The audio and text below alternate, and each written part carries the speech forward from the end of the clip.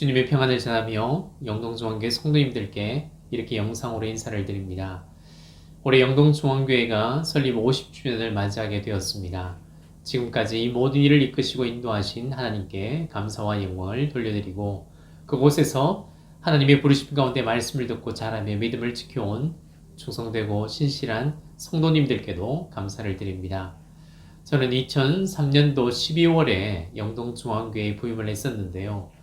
그때 교회의 설립연도가 제가 태어난 날과 3달밖에 차이가 나지 않는다는 것을 알았습니다.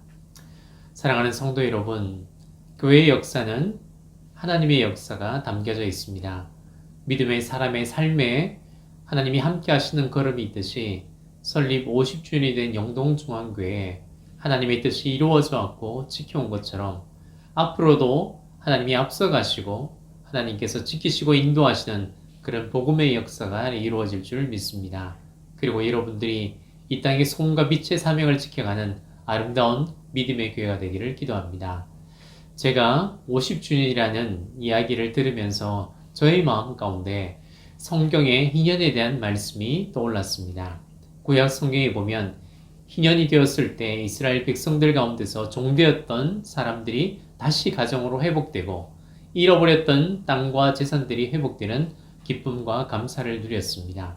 저는 설립 50주년을 맞이하는 영동중앙교회를 통하여서 이 땅에 희년이 선포되고 하나님께서 회복시키시고 인도하시고 하나님께서 새롭게 하시는 일들이 여러분을 통하여서 이루어지기를 기도합니다. 그리고 또한 하나님이 자신의 뜻을 이루고자 하실 때 우리 모든 성도들이 아멘으로 그 뜻을 받아들이고 하나님을 기쁘시게 해드리는 교회가 되기를 원합니다.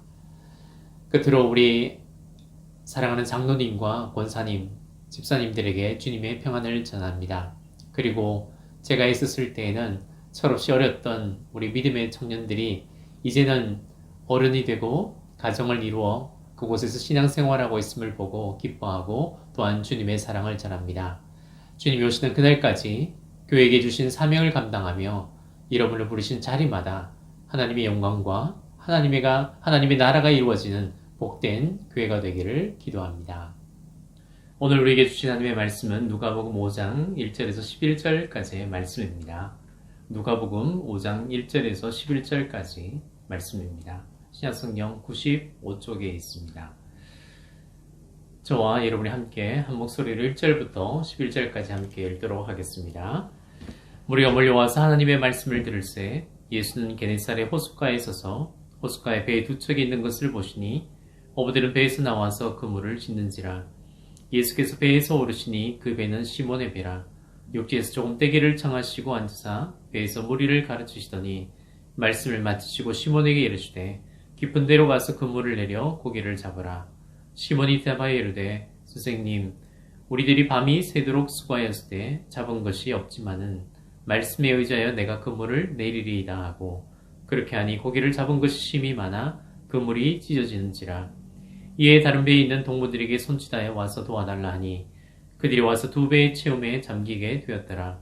시몬 베드로가 이를 보고 예수의 무릎 아래 엎드려 이르되 주여, 나를 떠나소서, 나는 죄인이로소이다 하니, 이는 자기 및 자기와 함께 있는 모든 사람이 고기 잡힌 것으로 말미암아 놀라고 세베대의 아들로서 시몬의 동업자인 야고보와 요한도 놀랐습니다.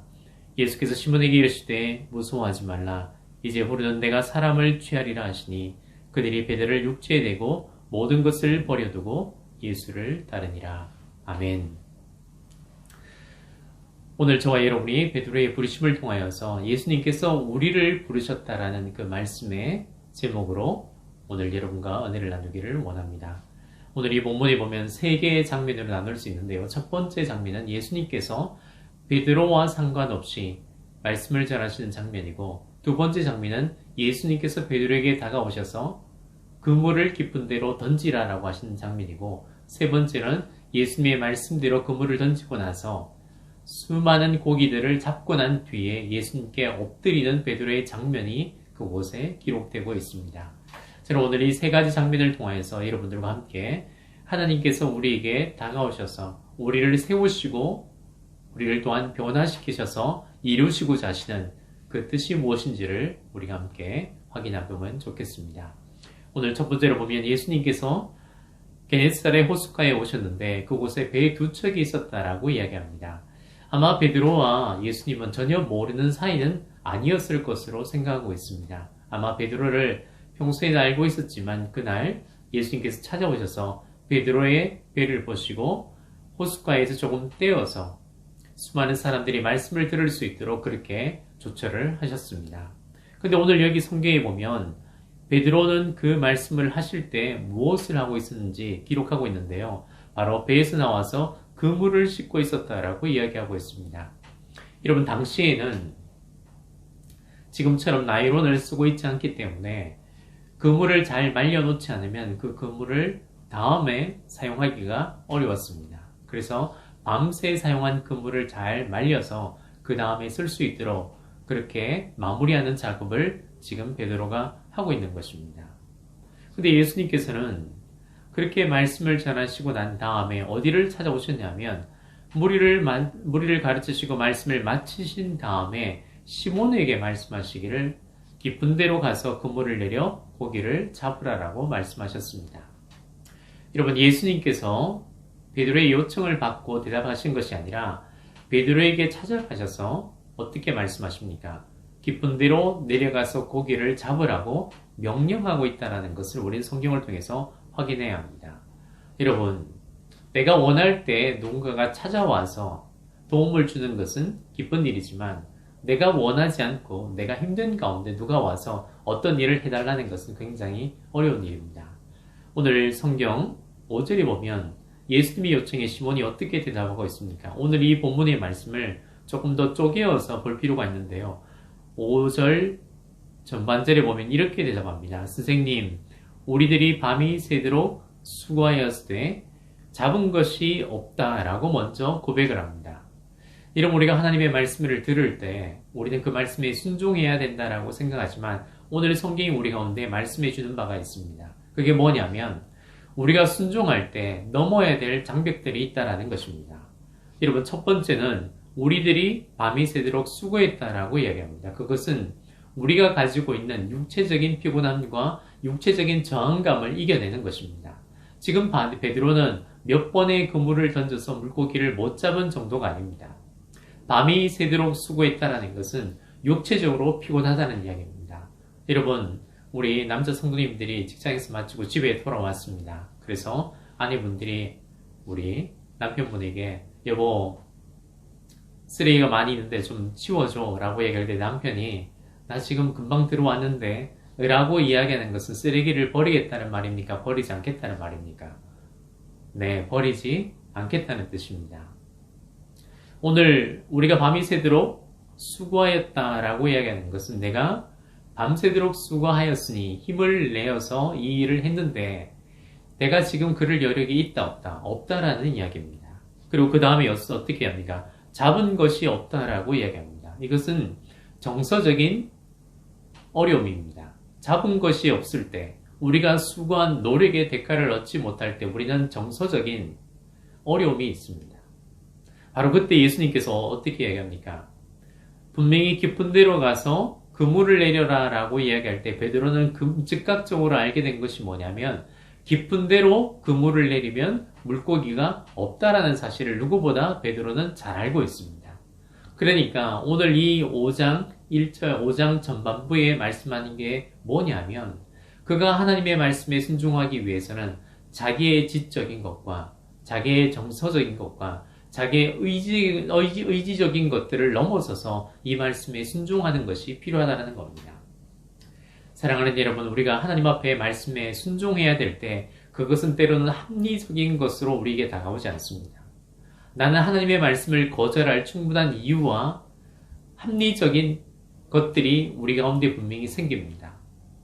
하나님께서 이 말씀을 순종하라고 하시는데 나는 이렇게 나는 정서적으로 힘들고 육체적으로 힘들고 그리고 그것을 할 만한 마음의 정서적인 그런 여유가 없다라는 생각을 하고 또한 그것을 거절할 때가 많습니다. 근데 오늘 베드로는 어떻게 해야 합니까?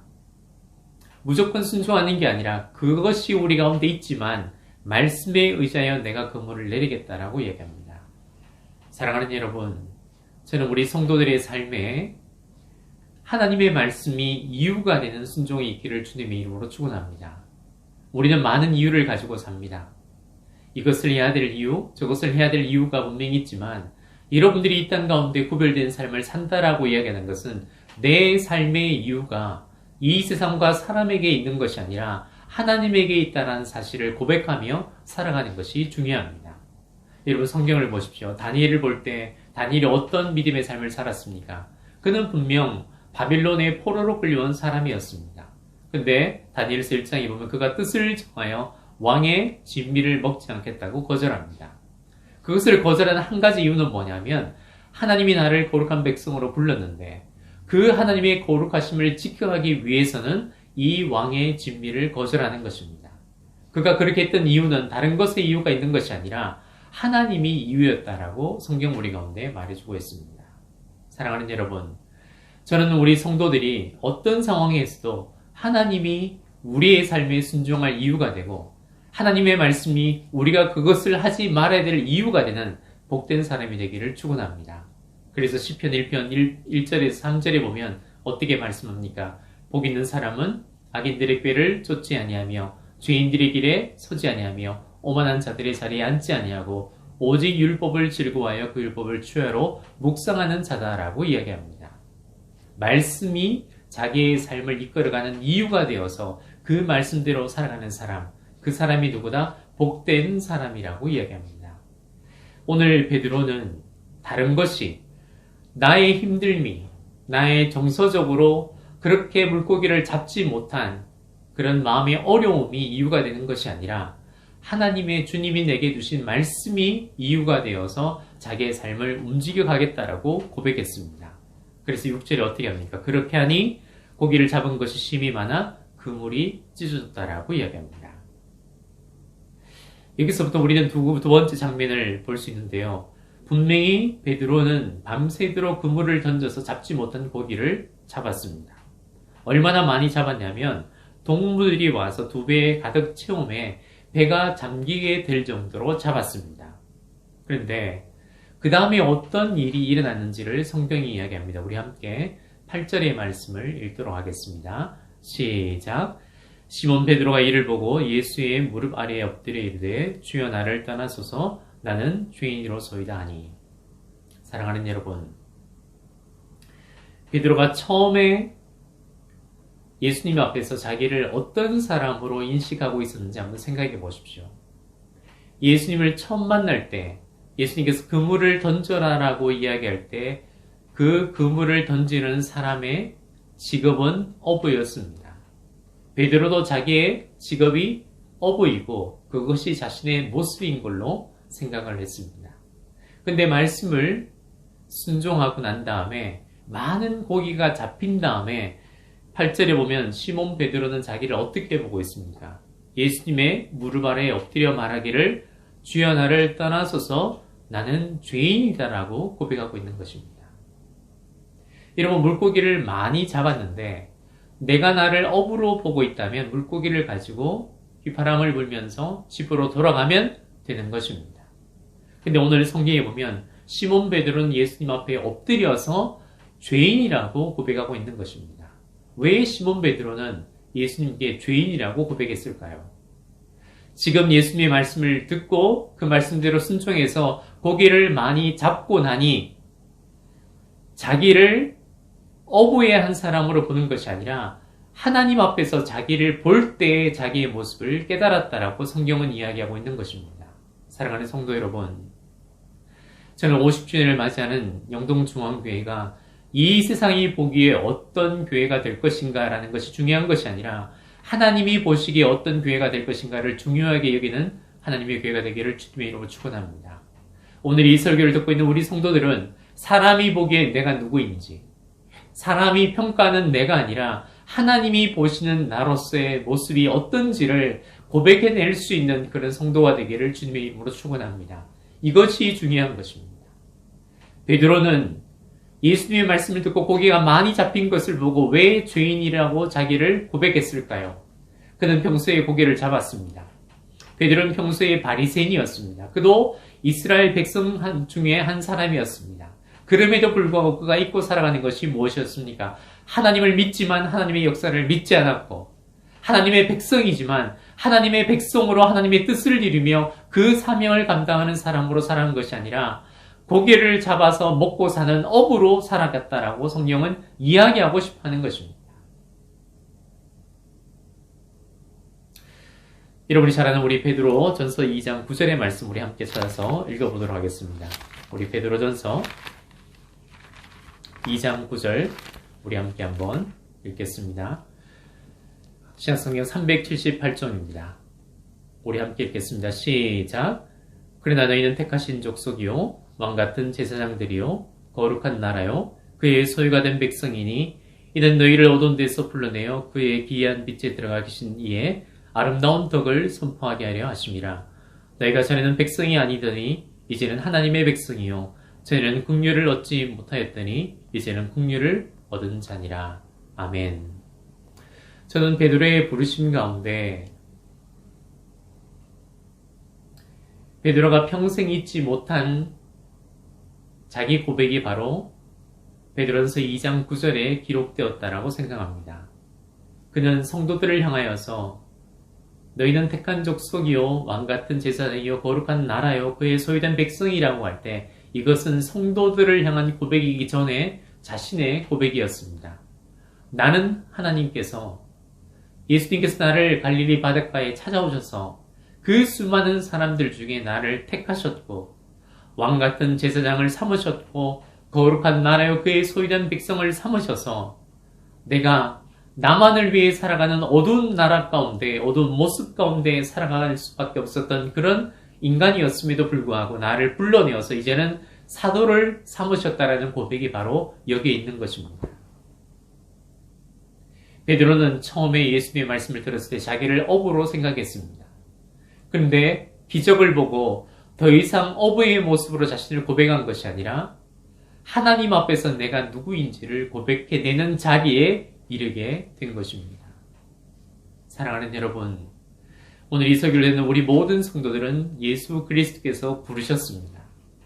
예수 그리스도께서 우리를 불렀다라는 것은 오늘 이 땅이 보기에 내가 어떤지 이 세상에 가진 직업으로 나를 평가해내는 것이 아니라 하나님 앞에서 내가 누구였는지를 우리는 다 알고 있는 사람이고 나는 예수 그리스도를 만나기 전에 나는 죄인인지 몰랐으나 이제 예수 그리스도를 만나고 죄인인지를 깨달았고 이제는 예수 그리스도를 통하여서 부르심을 받은 자로 이제는 구원받은 자로 이제는 예수 그리스도의 사람으로 살게 되었다는 것을 알고 살아가는 사람임을 우리 성도들은 고백하며 사는 것입니다. 오늘 이 본문의 말씀의 마지막에 어떻게 이야기하고 있습니까? 많은 사람이 놀라고 많은 사람이 그 사건을 보고 놀랐을 때 예수님께서 베드로에게 뭐라고 얘기하십니까? 무서워하지 말라. 이제 후로는 내가 사람을 취하리라고 이야기합니다. 이제는 고기를 낚는 어부가 아니라 사람을 낚는 어부가 되리라고 말씀해 주셨습니다. 사랑하는 여러분, 이제 말씀을 마칩니다. 여러분의 부르심 가운데 달라진 것이 무엇이었습니까? 어부로 살 때의 베드로는 살아가는 사람이었습니다. 고기를 잡아서 자기의 생계를 위해 살아가는 사람이었지만 예수 그리스도를 만나서 내가 죄인인 것을 깨닫고 하나님 앞에서 내가 누구인지를 깨달은 사람은 예수 그리스도의 부르심 이후에 살아가는 모습은 살아가는 자가 아니라 살려내는 사람이라고 성경은 우리 가운데 이야기해주고 있는 것입니다. 우리 영동중앙교회의 모든 성도들이 이제는 예수 그리스도의 부르심 앞에 살아가는 사람이 아니라 오늘 이 땅의 손과 빛으로 누군가를 살려내는 믿음의 사람으로 여러분을 통하여서 죽어가는 영혼이 내가 예수 그리스도를 통해서 살아난 것처럼 여러분을 통하여서 죽어가는 영혼이 살아나고 죽어가는 영혼이 예수 그리스도를 만나서 하나님의 백성이 되는 그런 놀라운 사명의 길을 걸어가는 그런 부르심을 붙들고 여러분들이 승리하며 이 교회를 주님이 오시는 그날까지 이뤄가기를 주님의 이름으로 축원합니다.